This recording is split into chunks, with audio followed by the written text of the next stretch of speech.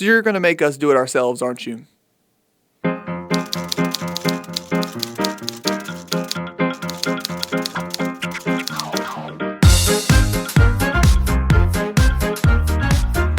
And welcome back to Week 11 of the Roar Rundown. I'm Isaac Bourne. The guy behind the camera is Josiah Wooten.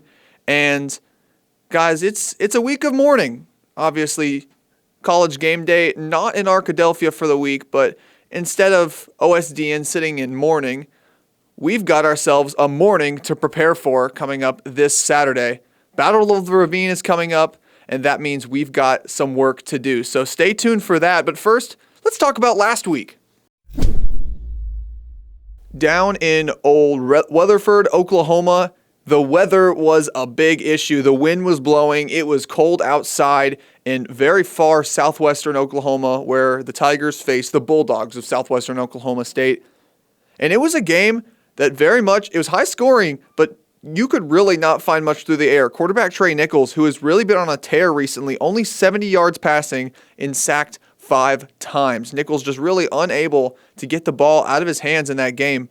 166 yards rushing, though, on his way to giving the Tigers a 42-38 win in a thriller in Oklahoma. Running back Chris Henley, 71 yards rushing and 3 touchdowns. Wide receiver Carter McElhaney also had 58 yards receiving and 1 touchdown. And the elephant in the room, I already mentioned it last week, but the big thing to really talk about is this play right here.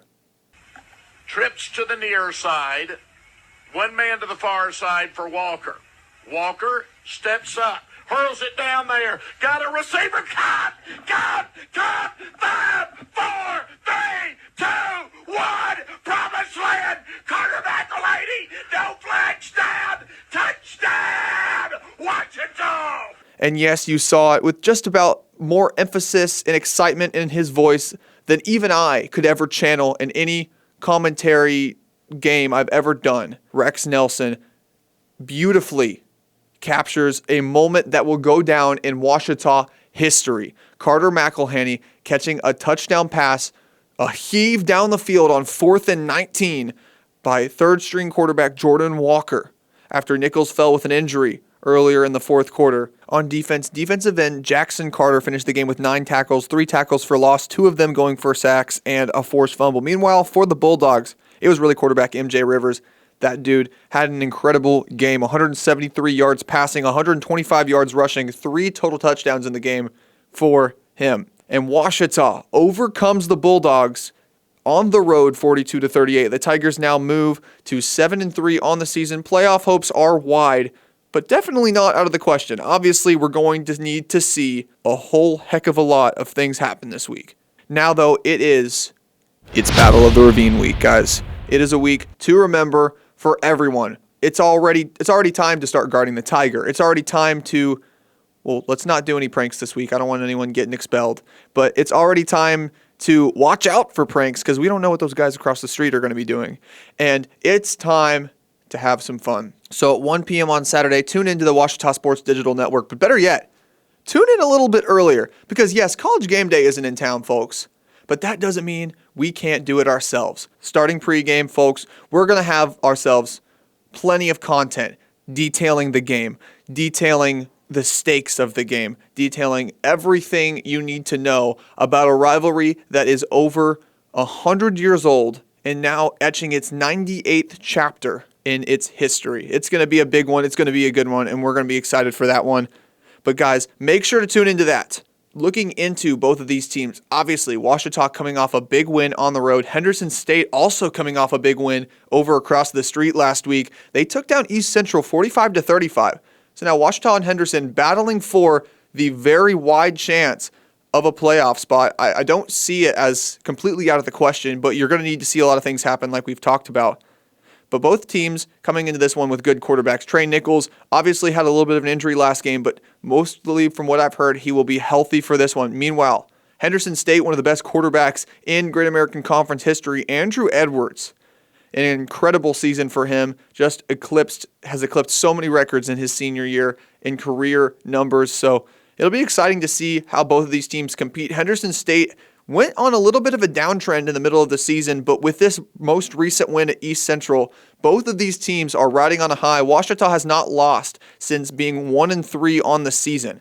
So both of these teams kind of on a bit of a win streak right now. We'll see what happens with this one. Now moving on to volleyball. Obviously, we talked about the heartbreaker that happened on Tuesday. Ouachita went up 2-0 against Harding in Searcy and then eventually relinquished that loss 3-2 on the road. Harding still remains unbeaten to Ouachita in Searcy since 1988.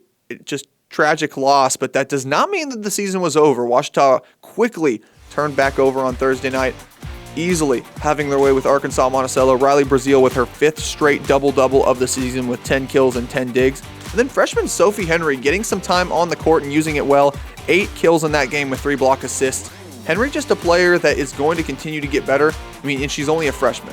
So excited to see her development. As now we move into this week, and it's going to be a big week for Ouachita volleyball. Arkansas Tech coming to town for senior night for this team. Savannah Meyer, one of the best hitters in this conference.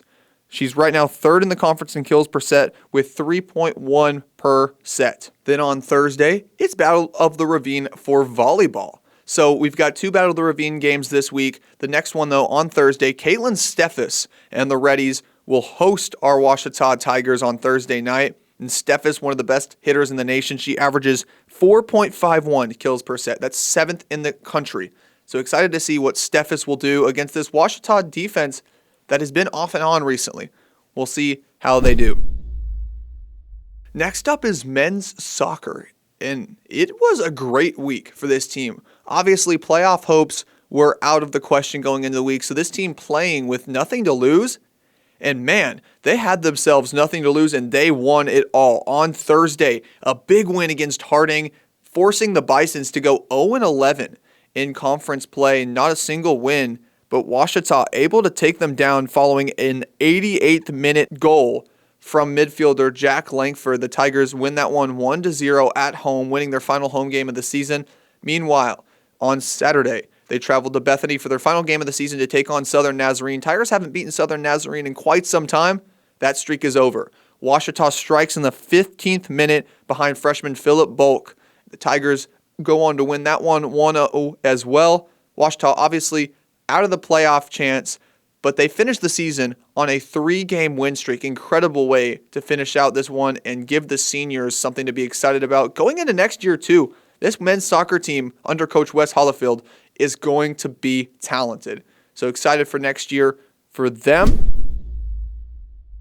Now moving on to women's soccer. It was another great week for them. On Saturday, Ouachita takes down Harding in Searcy 3-1, and a big momentum win for the Tigers going into the GAC tournament. We'll see how that goes for them, because now they've got to go back to Searcy this weekend for the GAC tournament. Coming into the week, we didn't know who was going to host the Great American Conference tournament, but following Harding's win against East Central, we know that the GAC tournament will be in Searcy.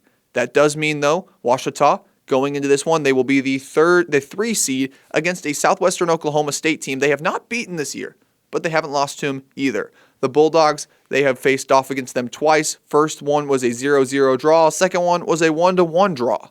Obviously, in playoff soccer, you can't draw. You have to have a win in some point. So we'll see how long these teams play each other to a deadlock. I'm excited to see Ouachita play against a Southwestern Oklahoma State team that has really had one of their better years in recent history. Now also Harding, they'll be facing off against Northwestern Oklahoma State, and the winner of those 2 games will face off against each other on Sunday. Make sure to tune in on Friday to the Harding Sports Network, and we'll see if Ouachita can come out on top on that one. Next up is swimming and diving, and the Tiger Sharks, they fell to Delta State on Saturday, the men's team losing 160-139, and the women's team 168-92. The big highlight of that meet was the 200-yard freestyle relay setting a pool record with a time of 1:23:03. Wagner Pool finally getting some of these faster times from this team. Some wins for the men's team. Sam Ragsdale first in the 100 free. Stefan Duca first in the 200 back. David Ware first in the 100 fly. And Anthony Palculba finishing first in the 200 IM. This team had some good finishes individually, just wasn't able to finish the job as a unit. Meanwhile, for the women's team, Anna Phelps finishing first in the 200 and 500 freestyle. Phelps continuing to be one of the best swimmers in the conference. Next up for wrestling, the team faced off against Drury Wednesday night and eventually took them down following a first period pin from BK Seago. Also, Jimmy Anderson doing what he does best, a 16-0 technical fall, gave the Tigers the win over Drury. Then moving on, they competed in the Viking Open in Poteau, Oklahoma against Carl Albert State and other teams. So we'll see. The results for that one are not in yet, but Ouachita, a great week in a dual match, and we'll see how they did in the Viking Open. Next up for basketball, we are approaching basketball season, guys, and I'm getting really excited about it. First, the women's basketball team went to Grambling, Louisiana to take on Division I Grambling, and in a scrimmage, they fell to Grambling in that one, but Madeline Tipton showing why she's going to be one of the better players in the conference. 9 points, 3 assists, and 3 rebounds. The team only scored 43 points because this is a Division I competition. But Ouachita really showing that they're going to have some talented players this season, so I'm excited for that one. They've got Champion Christian on Friday in their second and final scrimmage of the season before starting the season next week. Next, though, for men's basketball, the season's getting started very soon. On Friday, men's team is going to Skiatook, Oklahoma, I hope I pronounced that right, to take part in the GAC MIAA Challenge. Obviously, last year the event was in Little Rock, but this time they're going to Oklahoma. They've got Rogers State on Friday and UA Fort Smith on Saturday. So, while you're watching Battle of the Ravine, you can always maybe have dual screens up and maybe tune in to some basketball in Oklahoma as the men have their season openers this weekend. Now, moving on to our plays of the week. We've only got 4 sports this week, not much for the other ones yet. We'll see when basketball season starts if we can get some film up for those. But first for football, you've got to go to the obvious one. Carter McElhaney, the game-winning touchdown catch to give the Tigers the win on the road. They now move to the Battle of the Ravine with that incredible catch on 4th and 19. For volleyball, I'll be honest, it was hard to find just one play. So, Josiah, I'll take your pick. Any Sophie Henry kill will go for the play of the week. Just find one. Here it is. He's going to put it in on the left hand. And Smalls trying to get the kill that time, but nicely fielded by Bidwell. Bidwell now to Henry, and she skies over the block. All right, there you go. Sophie Henry, you get yourself the play of the week. Now, men's soccer, there's 2 game winners of the week, but I had to give it to Jack Langford. In the 88th minute, Ouachita overcoming Harding in that one, 1-0. Jack Langford getting the goal off the free kick. Then for women's soccer, I had 3 goals to choose from, but I'm going to give it to the first one. Reese Brown scoring in the 6th minute of the game eventually gave Ouachita the lead for the rest of the game. And before we head on, I want to give thanks to our sponsors, Capital Technology Group, for your generous sponsorship of the Roar Rundown. At Capital Technology Group, we make your technology our priority. Our team of experts can become your outsourced IT department, solving problems even before you know about them. We provide and maintain everything from servers and network infrastructure to printers and digital copiers. As a family business with over 80 years of history in Little Rock, you can trust Capital Technology Group to be your business technology partner. If you're ready to get your IT in order, visit captg.com and sign up for a free consultation. And with that, guys, thank you so much for tuning into this week. It's a busy week. If you can't tell, I'm kind of a little sped up because we've got a lot to work on for this incredible pregame show. So make sure to tune into that here on the Ouachita Sports Digital Network. But for now, this has been Isaac Bourne. That's been Josiah Wooten. Thank you for tuning in to the Roar Rundown.